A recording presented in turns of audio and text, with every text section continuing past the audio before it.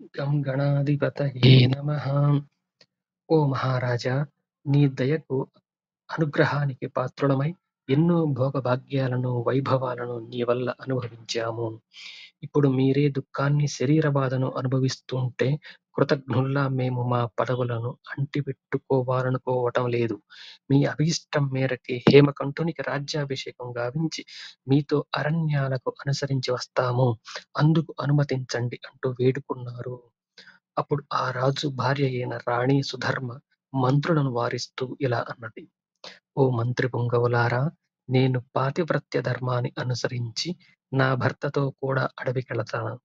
మీరు నా కుమారునికి సహాయకులుగా ఉండి పరిపాలన సాగించండి.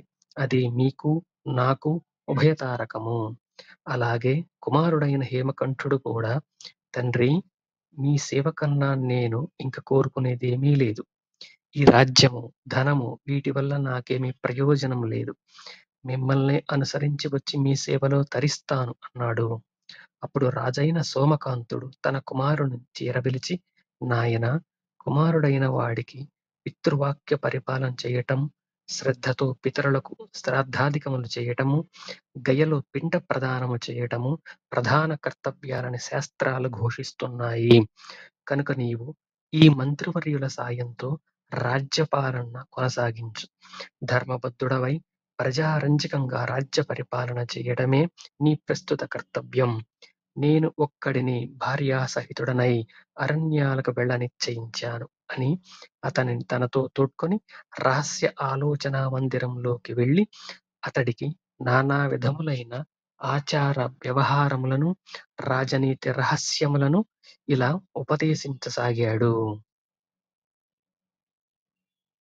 అలా రహస్య మందిరంలో రాజైన సోమకాంత మహారాజు తన కుమారుడైన హేమకంఠుని స్వర్ణమయమై బహురత్న ఖచితమై ఇంద్రుని స్వర్గ సింహాసనంతో సమానంగా మెరిసిపోతున్న తన సింహాసనం పైన ప్రక్కన కూర్చుండబెట్టుకొని అతని వీపుపై ప్రేమగా ఆశ్వాసం కలిగేలా తన కుడి చేతిని ఉంచి అతనితో ఇలా అన్నాడు. కుమారా, అనేక విధములైన ధర్మాలన్నింటిలోనూ సదాచారము మిక్కిలి విశిష్టమైనది. రాజైన వాడు దీనిని తప్పక పాటించాలి. అందువల్లనే ఆయువు, ఆరోగ్యము, కీర్తి వర్ధిల్లుతాయి. దేవతానుగ్రహము, వంశాభివృద్ధి కూడా కలుగుతాయి. ఆ సదాచార విశేషాలన్నీ శ్రద్ధగా వినుము. అర్ధరాత్రి ఇంకా యామం సుమారు 2:30 గంటల కాలం ఉండగానే సూర్యోదయానికి ముందుగా బ్రాహ్మీ ముహూర్తములో నిద్రలేవాలి.